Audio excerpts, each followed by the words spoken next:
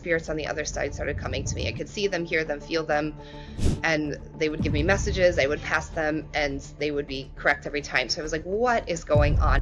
That path for me opened up in 2020 when my late husband suddenly passed away. Meet Dr. Lenore Matthew, a trailblazer in brain-body spiritual health and post-traumatic growth. From uniting neuroscience with spirituality to helping others step into their higher purpose, her story of healing is one you don't want to miss. All of a sudden, I heard this very crystal clear male voice right outside of my right ear.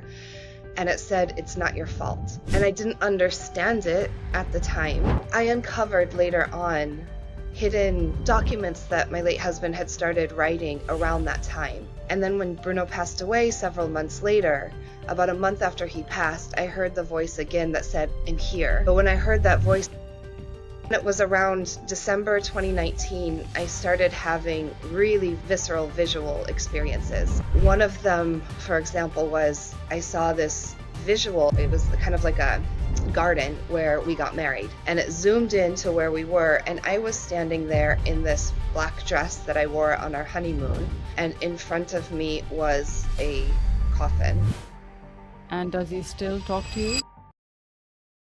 Yeah, well, thank you so much for being here, Lenore. Really appreciate your time and just everything you're doing in the world. So I can tell you're a hell of a superwoman, and having gone through everything you have, which we'll dive into, it's just amazing how you've transformed your pain into your purpose. And if there is one message that you have for the world that underpins everything you do, what would that be? That there's hope, and that the pain, that if someone is listening and is in pain right now and feels lost and not sure if it will end or if there's something going forward for them, the pain isn't all there is. And it's a process, this kind of unpacking and unfolding and moving through. And so I think the most important takeaway from both the work that I do, but my own experience and journey as well, has been the pain isn't all there is, and that by surrendering to it and moving through it and opening up to the possibility of what could be after it, there is something on the other side that's deeply meaningful and profound. Yeah, that definitely speaks to everything you've gone through in your life, which we'll now explore. So let's just backdate to when this whole journey began for you. Yeah, I'll back up. I'm a doctor of social work, and I work in a very spiritual way. I'm also a trained evidential medium and Reiki healer. And that path for me opened up, and everything that I've gone through opened up in 2020 when my late husband suddenly passed away, very traumatically passed away. And before he passed, I had been working in the policy world, international policy. I was a social scientist and a data researcher, so I did program evaluation and policy evaluation. And social work is a very, empathetic and kind and gentle and human-centered field as it is. Sure. But I still had this kind of deeply left brain take on it. And when my late husband passed away in 2020 and he ended his own life very out of the blue, there were no signs. Looking back, I understand, but at the time, and he was so even keel, Yeah, I can imagine jovial. how shocking that must have been for you, just like literally out of nowhere. Exactly. And the more I learned about suicide loss, that's actually quite common, especially in young men. But the night that he passed away, and actually I realized in retrospect it was several months before he passed, but I started having these mediumistic experiences. Wait, And before he so passed? it started actually, I didn't realize it or recognize it at the time, but it actually started in about August before he passed, and he passed in March of 2020.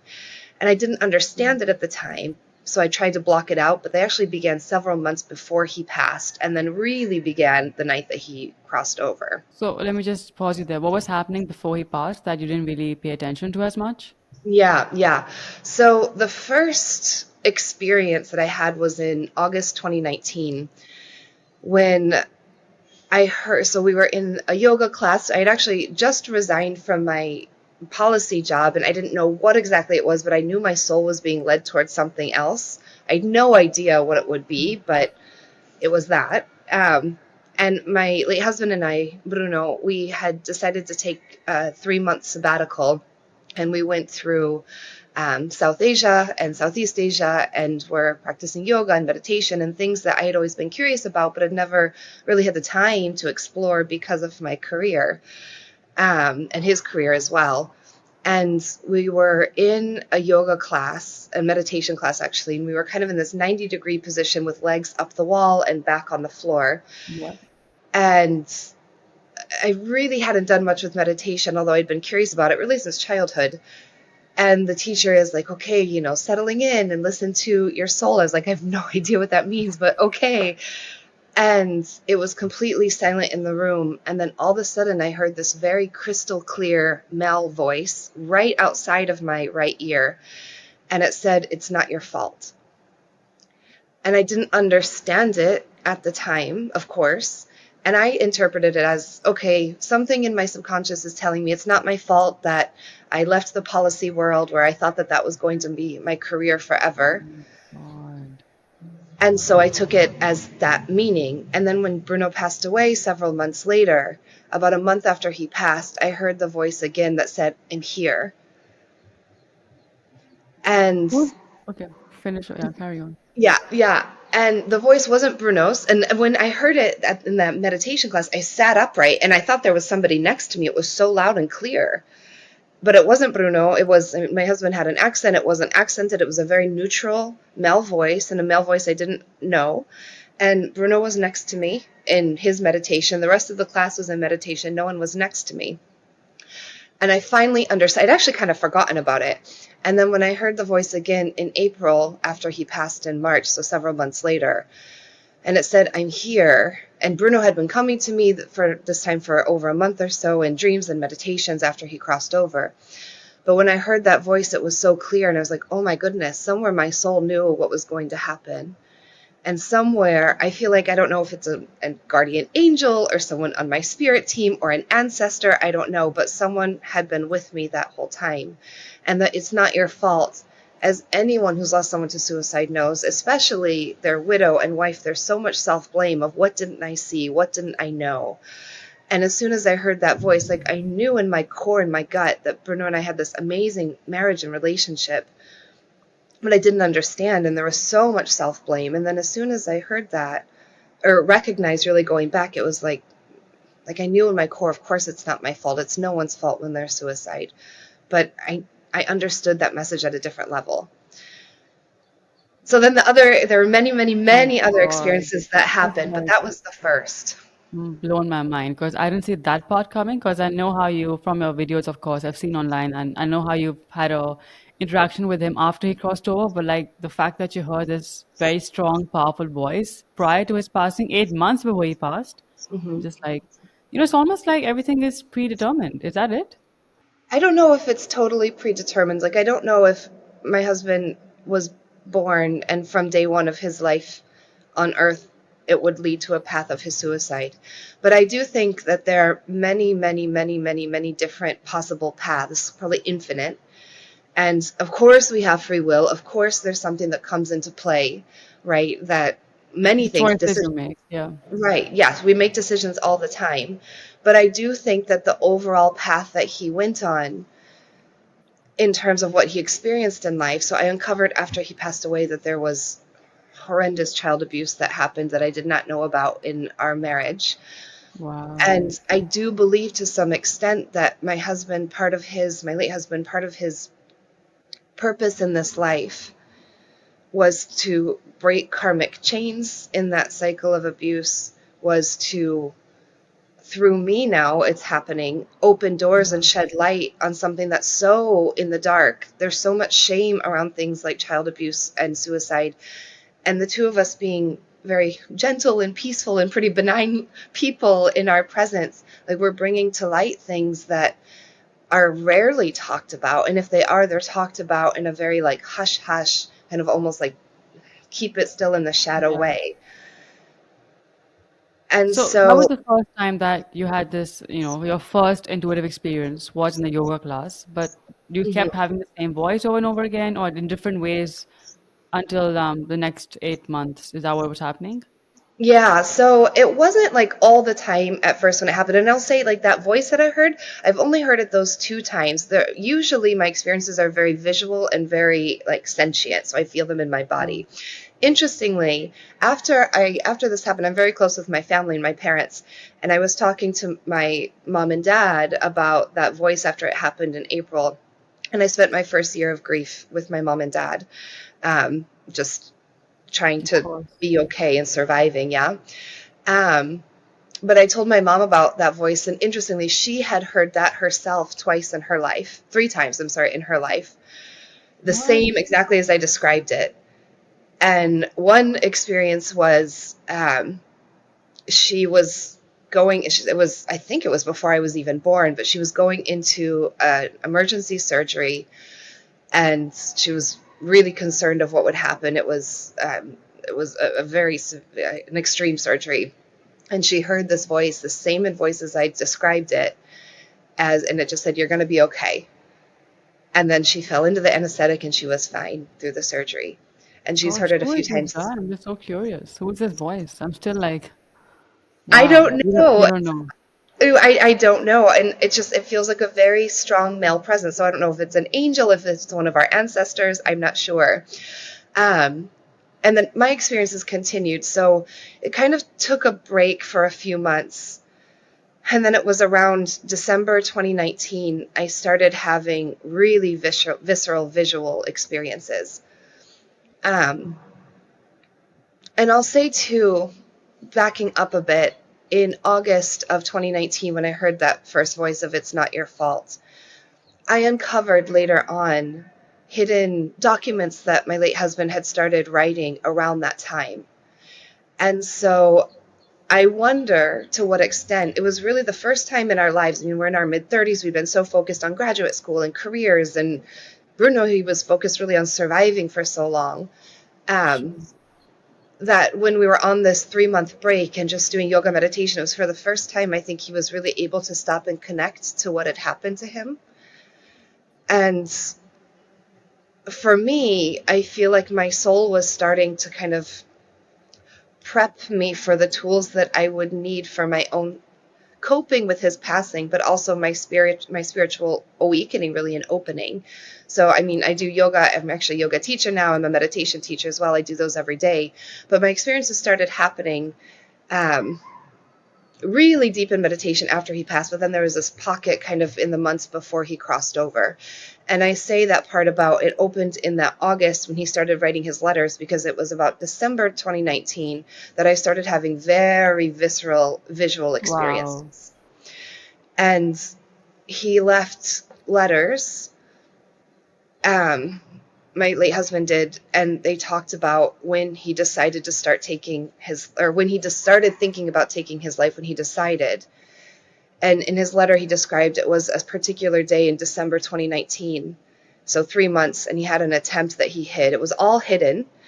He had an attempt before he crossed in March 2020. But in December 2019, when he decided like this was the only thing that would give him alleviation, which it was not, but in his mindset where he was, that's when I Wow. started having these experiences, the very visual ones.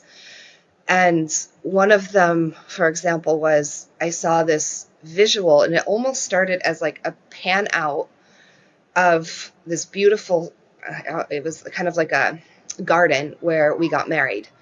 And so it was like a panning out of our marriage ceremony, but it wasn't our wedding. And it sort of panned, and all the chairs were there, and it almost like panned in like a screen, like I'm sorry, like a camera, like zooming on a like a movie kind of, yeah. Mm-hmm. And it zoomed in to where we were, and I was standing there in this black dress that I wore on our honeymoon, and in front of me was a coffin. Oh my God. And I just knew that he was there, but I didn't understand it. I didn't, and this happened like in the middle of the day. And then other things like that started happening. Following his passing. No, this was before. This was before his passing. That's what I'm saying. It feels like it's all written already because the fact that you got the male voice saying it's not your fault, it just makes me wonder maybe it is all written. Everything when you're born, where you're born, how you'll die, when you'll die. How did the male voice know? So How did? I think that I don't think that I don't know. I'm just with regard to suicide and having done so much work in suicide Yeah. advocacy and so much research. So I'll back up and say, well, let me finish that thought. And then I don't know that it's pre-written that he would pass that way. But by the time we were at that place in life, like that was how it was, that there was no stopping Bruno. Like he'd written his letters. That's what he had decided in his life. But I do think that there were points looking back where, had things been different, there could have been some sort of an intervention. If he had, for example, when we talk about free will, he never went to therapy, he never went to a counselor. If the day that he said, I'm going to write my letter, if something in him said, I'm going to finally call a psychologist or a counselor, that would have been maybe a different trajectory. Maybe. Who knows? Or maybe it wouldn't have I been. Maybe he agree. would Yeah, have gone to therapy makes and it would sense. have done something else. But I think by the time, I mean, he had in his mind, and also, again, I'm a doctor of social work, so I'm looking at this from a mental health perspective. He had almost talked himself into this perspective of, or he had talked himself into, there's no other way out, which we hear a lot in suicide loss. And this is almost an affirming belief in terms of the neural pathways that have been carved that were rooted in childhood.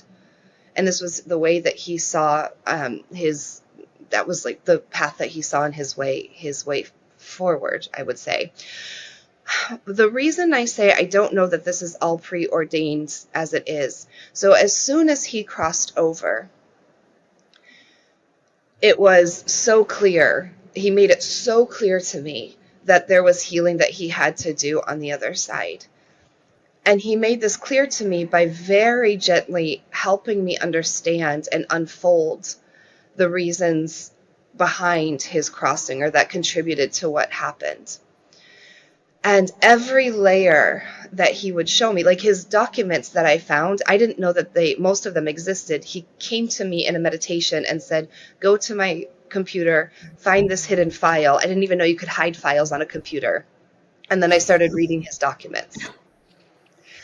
And Wow. so, in each layer I unfolded, it was like, oh my gosh, I'm finding this person that, like the side of this person who I love so much, who I didn't even know that this existed. And I realized that I started putting things together of, like Bruno was so, I'd always say, you're cool as a cucumber, like nothing upsets you.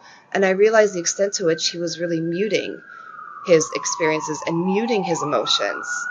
And again, this is so common, as I've learned, in men who are going through something mentally, especially men who have gone through something as traumatic and as almost like emasculating as childhood abuse, especially if it's of a sexual nature, which is what happened to my husband.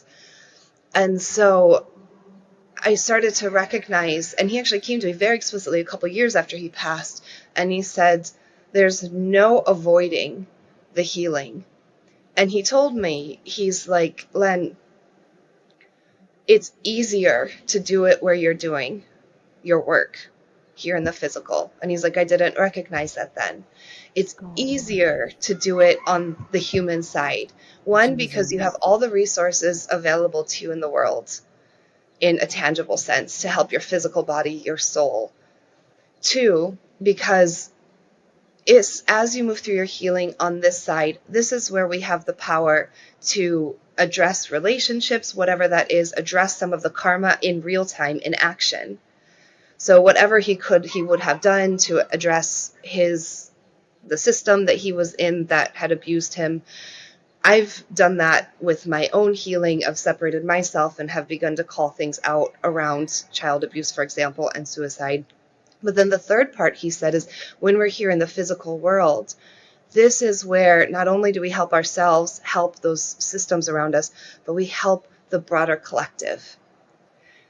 And it's Right. why we come back, Okay. not Wow. only for ourselves, for our immediate systems, community, family, whatever it is, but it's the broader collective. And so again, that is it preordained? I don't know that, or predetermined rather. I don't know that in full it is, because if those are the goals of our experience as a soul, part of it happens over here. Now, who knows? I mean, I've had mediums who Yeah. tell me he couldn't do that work until he got it done to the other side, and who knows? I mean, I think too, at the end of the day, it's like, as humans, because we are having a human experience, we've got to come to a place, or we don't have to, but we come to a place, I think, where we find the the space where it makes the most sense to us and where it feels the most authentic in our bodies. And to me, it Exactly. feels the most authentic that the healing continues in the physical, that it is most effective when we're here. And as a widow, I've held on to that because that's helped me cope and survive and find meaning and purpose here. Gosh, what a story and what a journey you've been through, honestly. So, how many years has it been since he passed? 3 or 4? So, yeah, it's been about 4.5 And does he still talk to you? all the time. Oh, no Yeah, way. yeah, So, yeah. I'm guessing this has, I mean, has this made it easier for you to cope with this loss, like having access to that world? Absolutely. So I did some research after, I think I started in 2022, and I presented on it at conferences, at mental health and parapsychology conferences, and have done some light publishing on it. Need to get it eventually into an academic journal, all in time. I still have respect for the fact that not only am I a practitioner, I'm still continuing my process. Yeah, so it comes in time. But so I did some research on people who have had a mediumistic experience and or awakening, so it continues on after their loved one passed away. And I did that, one, ego driven, because I was like, please tell me I'm not the only person going through this. Like, let me feel in Oh, community. Yeah. I feel you. But the bigger question that I wanted to answer from a social science perspective was, and really a mental health and a social work perspective, a psychology perspective was, excuse me, was how is this affecting people who are in grief? And for myself, I knew it was helping me.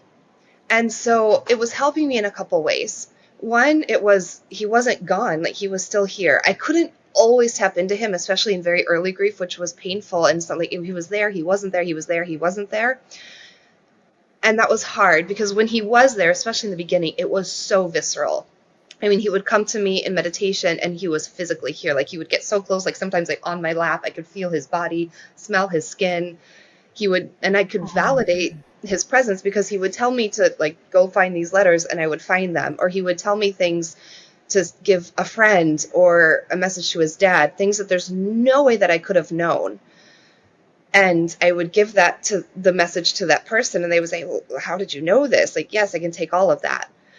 And so it's like I'm getting these validations that there's no way I would know these things. And so knowing that he was here helped, but then also the information that he would help me understand helped because I had answers. If I had not had our communication and our bond from the beginning, I would have been so, I would still, I'm sure, be so stuck in the why because it was so out of the blue. And and by him self, coming, just self guilt and like, anger and loathing, I'm sure. well, all of that came in time. I mean, it's taken years to work through that, and there are still layers. But it's more the question of why did you do this? Because there was no reason at the time that I understood, and his best friends and I were just like, what? Like there was no clear understanding of why. The why in suicide loss. We all have the why, and for some people, it's clearer. There may be like a history of battling mental conditions or pain, and it may be very outspoken and out, but in many cases it's not, again, especially with younger men. And that was the case with Bruno. And so by our connection, I really found the reasons behind what I needed to understand to bring closure to the search for why. And again, that was over time. It was, over a year plus. And then only by having my answers to why his suicide happened could I start to really deal with my own grief and pain and realizations of, oh my gosh, I'm a widow at 36 years old now. And what does that mean?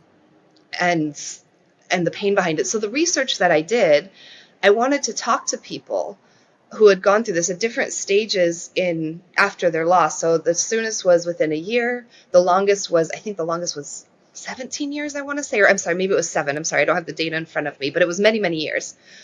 And every single person, I interviewed over 30 people across the world. Every single person said it's helped me through my grief. It's helped me understand it.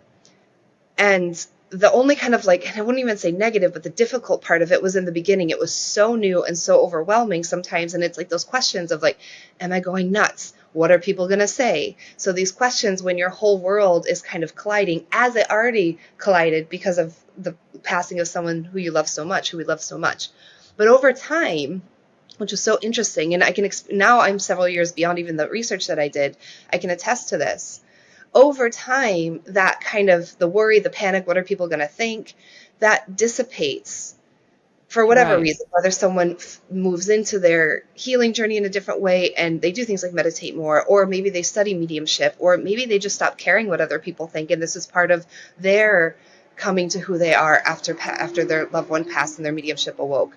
Over time, those kind of ego-centered, and I don't mean ego in a bad way, but that human ego side, those concerns start to sort of dissipate,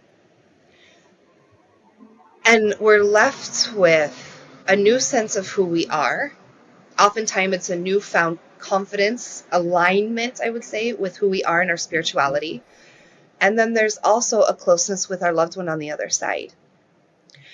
And it's to varying degrees. To me, it was so stark when Bruno would come to me, and still is, so in my face. And for some people, it was more subtle and in my face in a loving way, like literally, physically, like I Yeah. could see him in my face. And For it's some his people, voice that you can hear, like his actual voice when he's talking to you?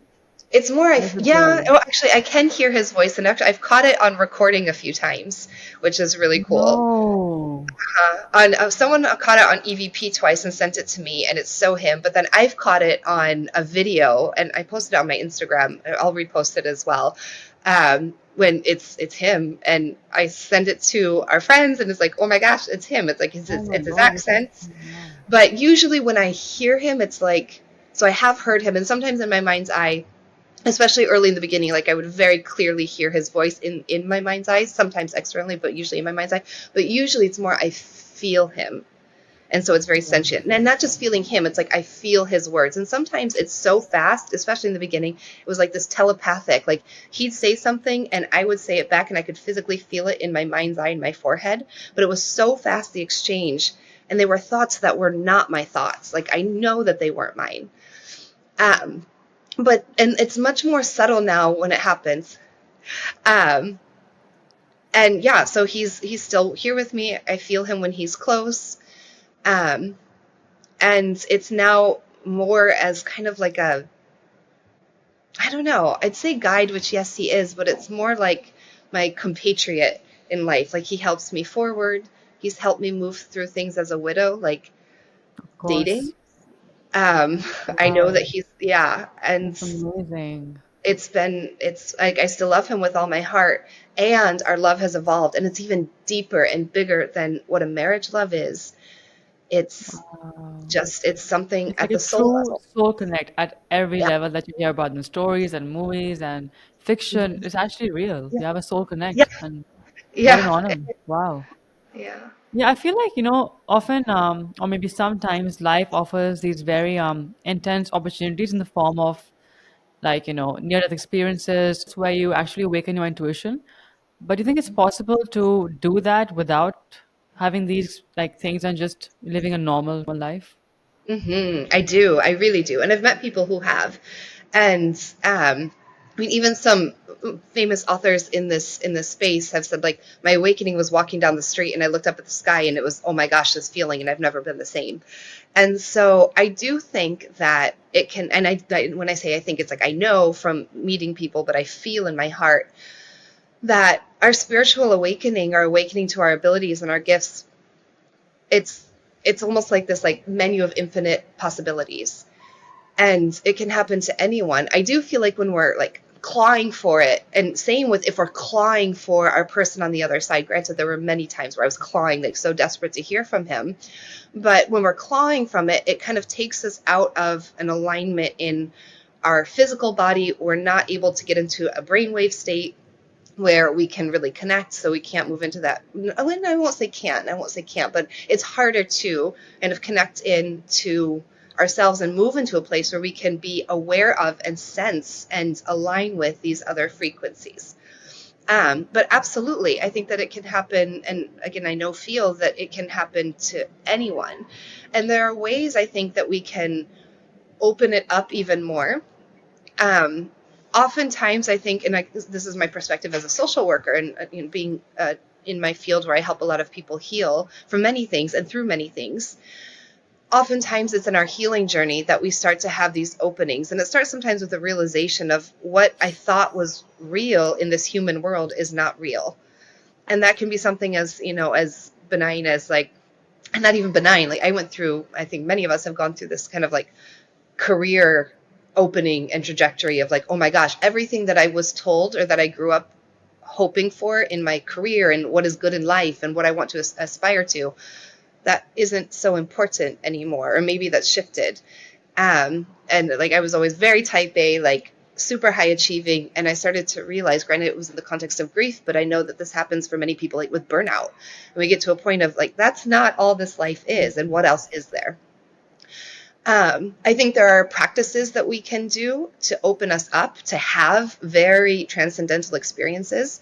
Breath work, conscious breath work, different types of meditation, energy healing, kundalini healing. In my practice, I meld very spiritual experiences in a spiritual container with a technique called Brainspotting, which is actually a trauma therapy.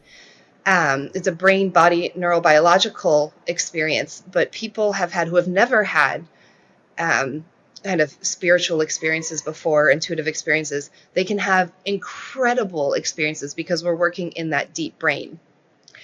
And so as we're in the deep brain, which is both the same place, it's our emotional brain, but it's the same place where trauma responses are stored. It's the same places where spiritual experiences happen.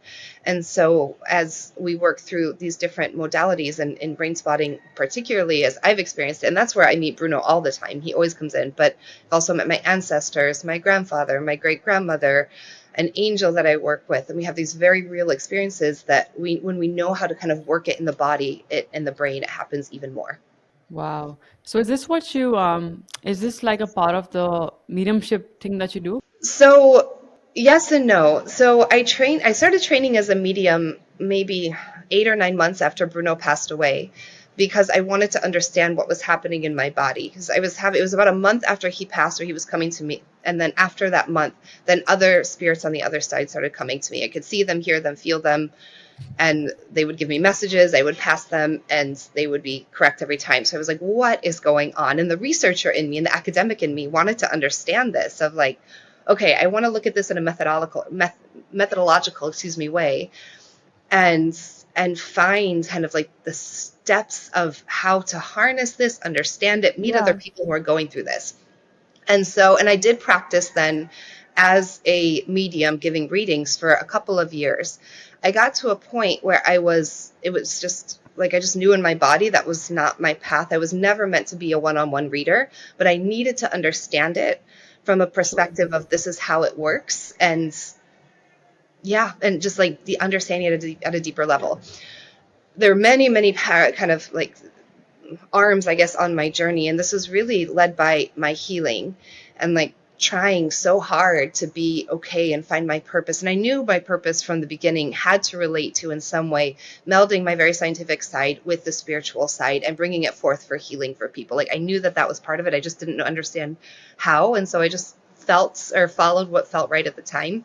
Then for that time, it was mediumship. Then I came back to the research and began kind of opening that up. And then I moved more into the body with brain spotting, and which is a derivative of EMDR, which is a pretty well-known mental health therapy.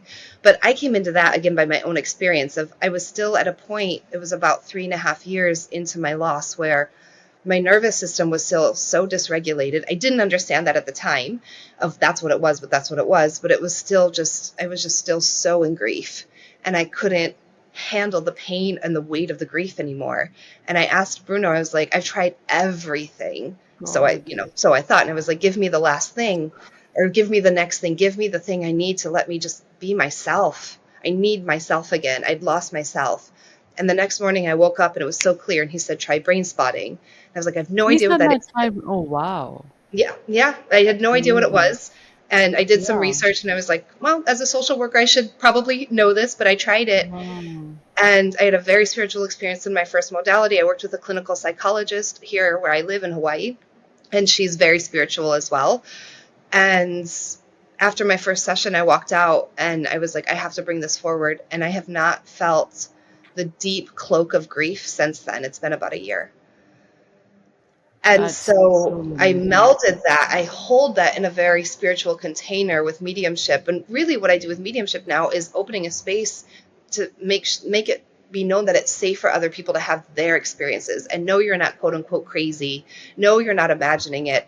There is validity. I mean, we can say from a research perspective, there's absolute validity in your experiences if it's helping you understand Mm. and move forward and open up to your experience and your purpose and your meaning and understanding of what you're going through. But there's also these incredible nuggets that drop down of our next step forward and where are we going on our path that happen when we really connect into our deep spiritual brain.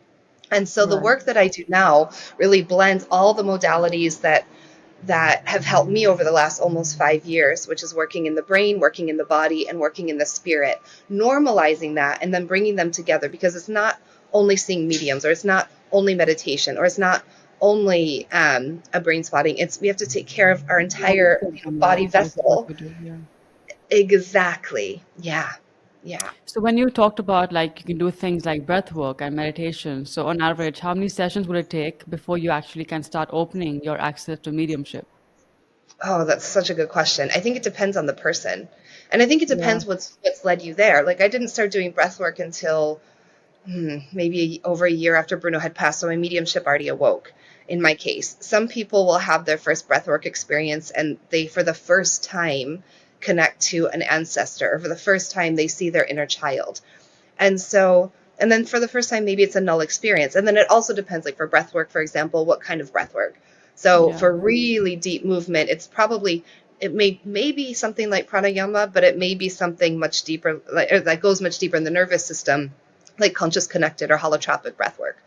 And so I would say it's really cumulative as well. And it's like, it's not so much about having, although that is incredible when we have that first experience, although we may not understand it, like I didn't understand mine, but it's really the journey and the process and the cumulative process over time, our cumulative understanding, the cumulative effect that it has on our body and being able to be in our body and know ourselves, the cumulative experience of starting to trust ourselves and get familiar with our intuition and learn things like, oh, I get messages by seeing, clairvoyance, by hearing, Different ways. clairaudience, by feeling, clairsentience. So it's really kind of that process over time. And then if one thing doesn't work for someone, then try something else. But there really is this opening, and I think it takes an openness, at the very least a curiosity, along with a healthy skepticism. I'm still actually very skeptical, and After all like, that, yeah, I know, right? I think skepticism is healthy because it kind of keeps us on, I don't want to say on guard, but it helps us from kind of blindly following, and also blindly following practitioners, because this is such an unregulated field as well, from kind of sure. blindly following people that may be telling us something where is that really authentic to one's own journey. And so my skepticism, like I am the worst client for mediums. I know that. I've seen hundreds of mediums now, both in my practice and friends and going to see them, but I'm still like totally tight-lipped. I will give you no information. But then being a medium on the other side, I know that's actually great. I don't want to know anything about anyone if I'm doing mediumship, because that clouds, it brings in the human mental I mind. agree 100%. Yeah. Yeah. I have the same approach with if I ever do tarot card. You figure this out. If you're good at what you do, you will know exactly what's going on in my life. Yeah, that's kind of what I do as well. But do you Yeah. also agree that, I mean, would you say that the more you try like harder to have these kinds of experiences, the more you push yourself away further from them, like from these experiences to access and open your gateways? I don't know. I think that, again, I look at it in the context of how hopeful and also desperate and sometimes I felt in the beginning. And I mean, trying, I guess, sometimes I got burnt out and I was just like, I can't meditate. I can't even do yin yoga today. I just need to just be away from all of this. But in terms of like, if we try too hard, does it push it away?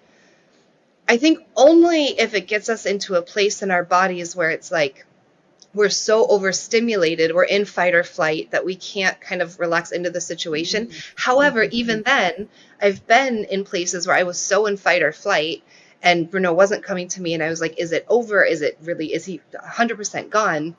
No, he wasn't, because he's here all the time. But in that moment, it was like, I had to find these questions out for myself. But then in that case, like maybe I would sit with a medium, or maybe I would listen to a spiritual talk and it would do something to open something, even if I wasn't in the right state, to kind of be there myself. And so I think it's really, I don't know if it's like, I've heard this as well in the spiritual space of like, you have to just like release and let go and surrender. And I don't think that that's humanly possible sometimes, especially for in certain experiences that people are going through. But I think what might help, instead of like kind of black or white, turn that on its head of like do or don't, I think for me it's been just having this perspective of compassion for myself. And even in those moments when I was so desperate and clawing, it's like, well, of course I am. My partner passed away. Of course I'm desperate and clawing and trying everything to get to him. And that's not going to push him away. He's seeing clearly from wherever he is how much I love him and how close I want to be and how much I want to continue our relationship. So just kind of having, I think for me, is just adopting a view. And I tell my clients this, I tell people that I've worked with, I tell my peers, it's like, just if we can bring in a little bit of love for ourselves, for where we are, and maybe feel into why is it that I'm so hungry for an awakening, or so hungry to feel clairvoyance or clairsentience, or so hungry to connect to my loved one on the other side. Maybe if I just bring in like a curiosity around that, even that might relax it a little bit enough so that we start to have an opening. But just having compassion for ourselves in and of itself raises the vibration. Yeah, like being a bit more intentional, basically. But I feel like you got to be like the chosen one because, I mean, there are people who've done this all their lives in terms of breath work and meditation, and they probably haven't had any such experience, right? They just go through life without even having an encounter. So maybe I feel like it's for the select few for whatever reason, and it's just for them to experience in their lives. I think I would disagree, and I Okay. think it may be in that wherever they are at their stage in their physical life may not be the right stage. Maybe it's Right. like they're setting the stage.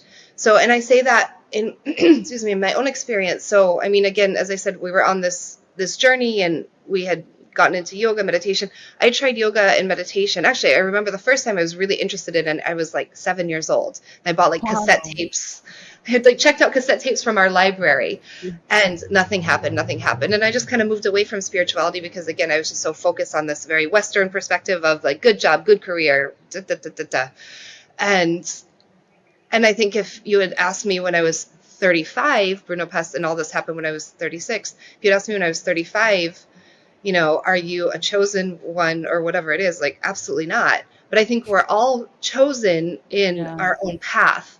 And I true. think too, it's kind of like it just takes an openness and a curiosity of like, what does it mean to be a chosen one? I think it means to be chosen in terms of like we choose, or maybe it's chosen for us. I don't know. I don't even know if chosen would be the right one, but it's like the connection to ourselves. And I think ultimately of all of this happening, like, I do believe that everyone has intuitive abilities. I do believe to some extent we all have the capacity. It's like learning a language. It's like building a muscle. We can go to the gym and build our biceps. We can go to mediumship classes and start to build our awareness.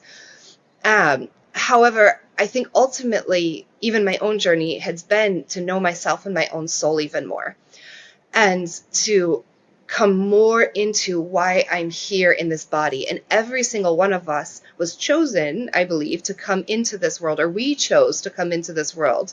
Whether we got really lucky, and I mean, I've heard mediums talk about there's this like huge line of souls waiting to come back and have these Oh my experiences when God. I And know. who's And like the sometimes judge? Who determines like you go, you don't get to go? Who is this guy up there or girl I up there? who knows? Who knows? Who knows? It's But haven't they probably told you this much? If they shared the fact that there's so many souls waiting in line, haven't they shared who is this person who's just deciding your fate or deciding your life ahead? They haven't yeah, told you. and maybe it's more Man, complicated than that even. I'm sure it's like so interdimensional that we can't even fathom it if we believe that there's crazy. something like that on the other side. Wow. Um, but I think ultimately, like, our journey is to come back to ourselves and to have some sort of impact on the world around us. And maybe that comes to someone by connecting to spirituality. Maybe that's just innate to them and that happens. But coming into ourselves and knowing our soul and connecting into who we are, I think every single person was born with that right. It's like a birthright. And then Yeah. how that looks might be different per person, but I do believe we all have that open to us. Really well said. Yeah, I'm kind of buying into the idea as well that maybe all of us have these gifts that we don't really use because we're so like caught up in the hustle of life, hustle bustle Yeah. of life, and we've just made that dormant, right? That ability completely dormant. It's just lying. Yeah, So I guess it totally. does take belief, faith, and practice. Mhm. But yeah, interesting. And you're also a brain spotting practitioner. So tell us more about what that is and how this helps people transform their lives. Yeah, yeah. So, yeah, so I do brain spotting as well now, and I really actually have moved into a group capacity. So, creating community around it and holding again in a spiritual container in a very positive way. I used to do brain spotting in a trauma perspective, and it is, again, for me, it's been the most effective modality in trauma healing. And what it does is there's a relationship between the nerves and the muscles of the eye, so the ocular nerves and muscles, and the midbrain, so quite literally the middle of the Right. brain. The midbrain or the deep brain, all the way down to the brainstem. That's where our trauma imprints are stored. That's where our emotional center is stored. And in the mental health fields, including social work where I sit, but psychology, well, psychiatry is a bit different. It's medical based. But anyway, regardless, most mental health interventions target what's called the prefrontal cortex or the front part of Right. our brain. And so that's oftentimes CBT or cognitive based therapy, talk therapy. And talk based therapies, which are by far still the most dominant, they have their place. I mean, I saw a talk therapist for a long time in the beginning of grief, and it helps to normalize what we're going through, to have somewhere to offload, just to talk through. There's processing that happens.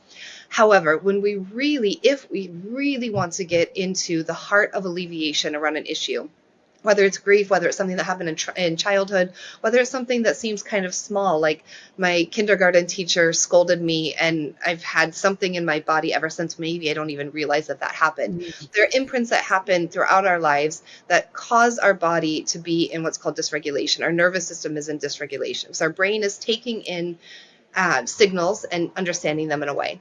So what Got it. brain spotting does, again, there's a relationship between the muscles and nerves of the eye and the subcortical brain, the midbrain, the deep brain. There's based on where your eyes are positioned, invoked around a particular issue, your eyes will find a position naturally that allows a window open to the deep brain to allow incredible processing of emotions that have been stored. And so what brain spotting does is I actually have, usually if I work one-on-one with someone, I'll have, it looks like a pointer with a ball on the end, Yeah. but we'll first invoke, very much embodying an emotion. So say someone comes to me because they have an emotion of deep fear.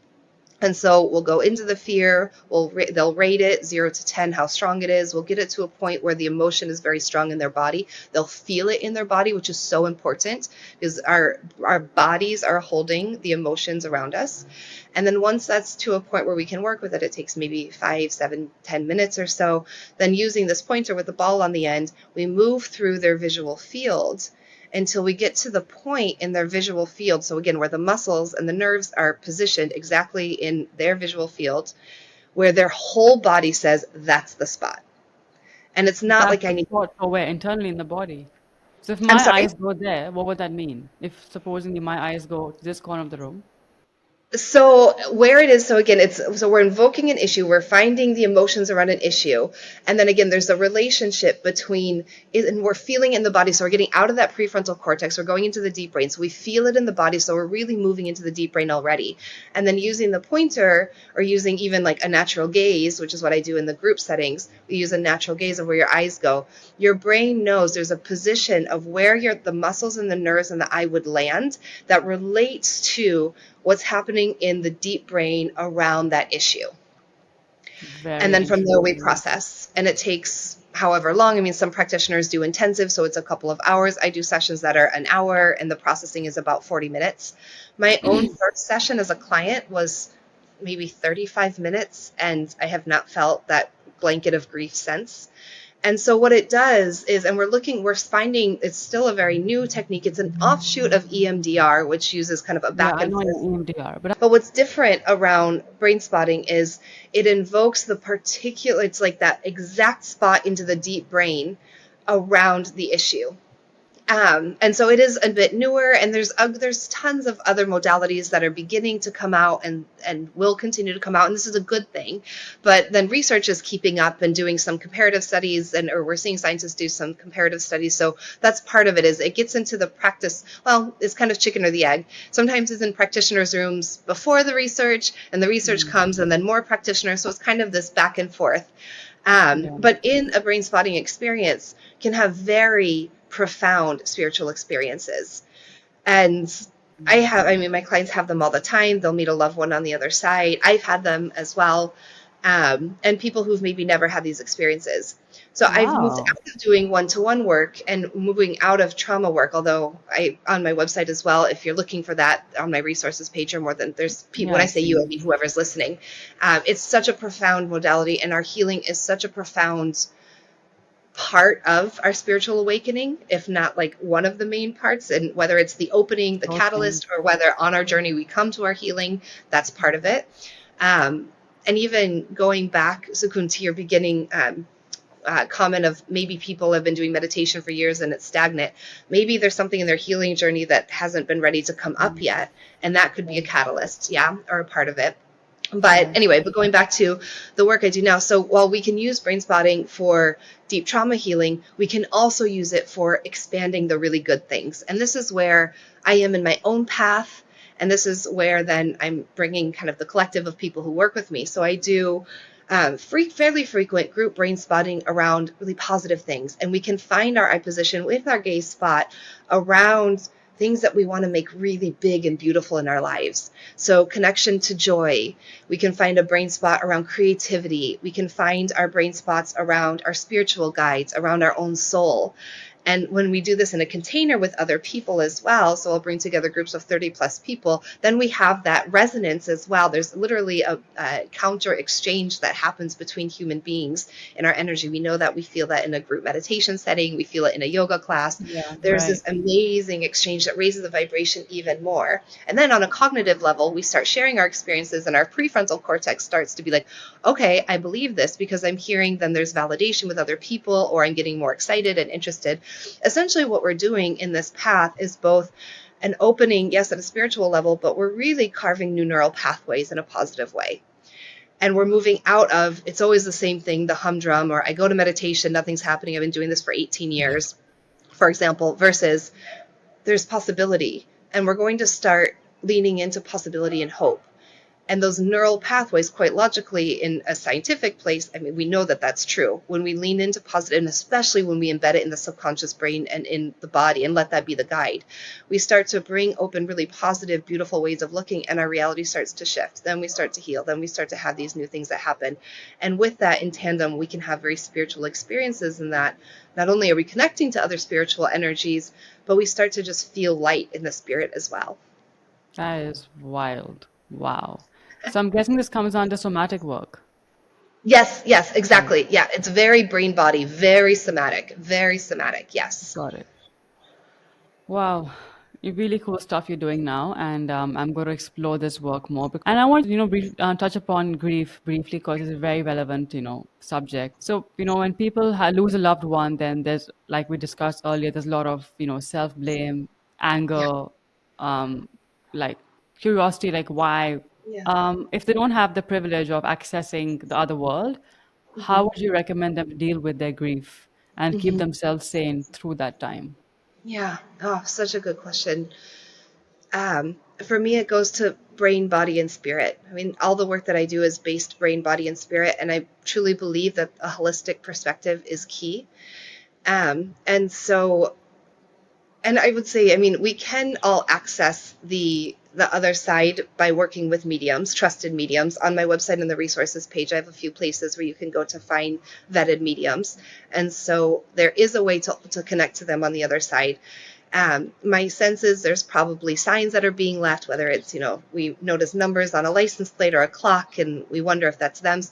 Yes, it's them. If you feel it, it's them 100%. That song comes on in the radio at that poignant time, that exact lyric you notice. Yes, that's them. Like, just noticing, and not, of course, we doubt ourselves at first because that's part of the process, but that's there. So I guess the first part is just noticing the little subtle ways that they may be there. even if you're thinking about them, just leaning into it. I am a proponent of the continuing bond theory, which is our loved ones, and in the grief space, like we're so expected to be healed, whatever that means, in a year, or fixed. We're expected to go back to who we were. Life was what it was. And when you lose someone who's very close to you, that's just never going to happen. How could we go back to who we were? Life is so different now. And that's not a bad thing. And it's not a good thing. It's a thing. It's like, it is what it is. And it's finding our way forward to kind of rebuild the pieces. And maybe there's extreme rebuilding, like if it's a partner, your best friend, a child, a parent who you've lost. Maybe it's a collective grief around someone you may not even know, but you still feel grief. All of these different ways, that we feel grief are valid. But when it's really close in your world, where it's almost like a part of you has been lost, it is a process over time that takes way longer than a year. It takes as long as it takes. And that's not to say there's not hope. It's more to open up light. I have goosebumps as I say this. Open up light of like, what can come in and how can I know myself in a different way through this process? And it's not just a process of getting over the pain and getting through grief. It's a process of maybe transmuting some things and allowing the physical pain to become something else, because there's physical pain of grief. Allowing that to process through the body because it is there and it is valid. Allowing it to process so the physical part, the nervous system, isn't so stimulated.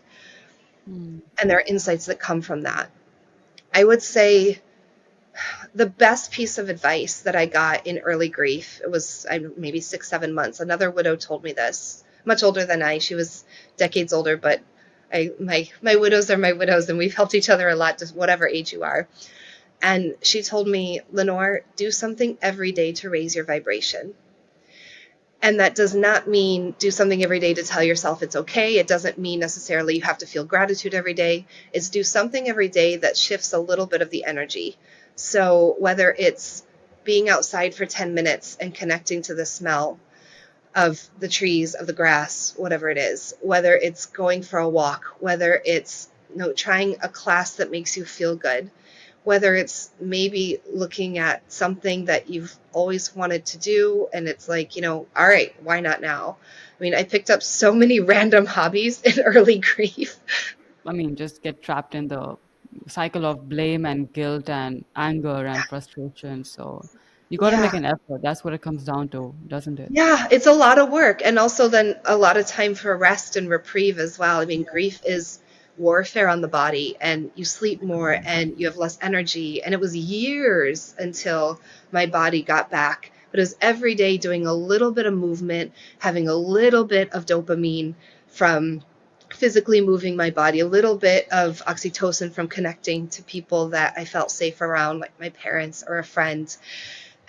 Doing whatever you need to do, and the tiniest little pieces add up over time. The tiniest little things we do for ourselves add up over time.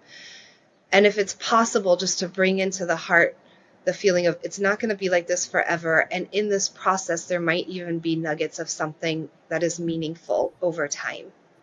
That's where hope comes in then. Yeah. Yeah.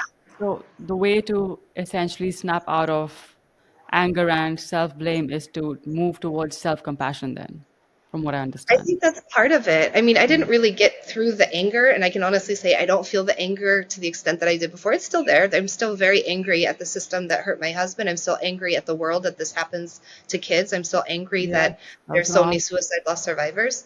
But it doesn't consume me. Actually, the anger I finally got a hold on where it wasn't like consuming was through Brainspotting. And so there are, again, things, modalities that we can do. We don't have to do it alone. That's the other thing with grief, or even whatever someone is going through. You don't have to do this alone, and you're not ever going to get to a place, and this I say hand to heart, you're never going to get to a place where it's all good if we're only thinking about it. It really is moving in the body, in the nervous system, allowing the physical nervous system to heal, and allowing to kind of these other neural pathways to come forward as we start to understand our experience in a different way. Got it. Fair enough. Well, I'm looking at one right now, but what does an epic being mean to you? Oh, well, I'm looking at one as well. Oh, I think an epic being is someone who is honest with themselves about who they are, allowing themselves to move through any pain that might come up around what that brings up, if it's shame, if it's feeling lost, if it's insecurity, and then moving into anything that might come up that does feel uncomfortable and allowing ourselves to feel it and move through it and being open to the curiosity around, can that transmute into something else that's light filled? And I will guarantee that it does.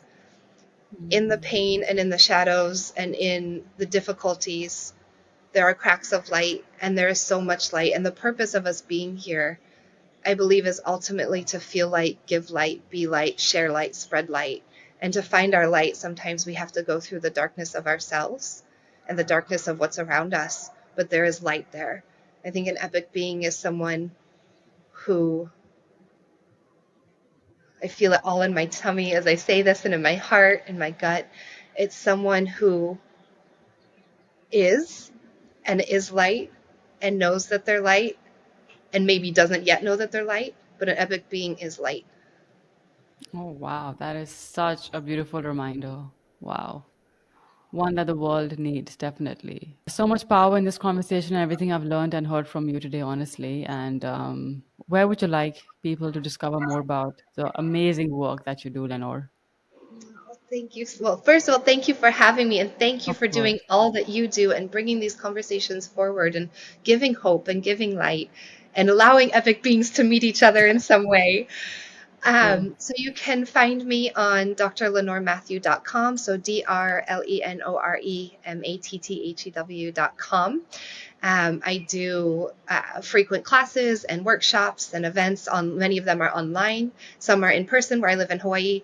And you can Oh, also wow. find me on Facebook and Instagram. Amazing. Well, more power to you and to many more transformations and healings and growth for everyone who's listening to this conversation. Thank you so much for having me, and so many blessings and so much light to you.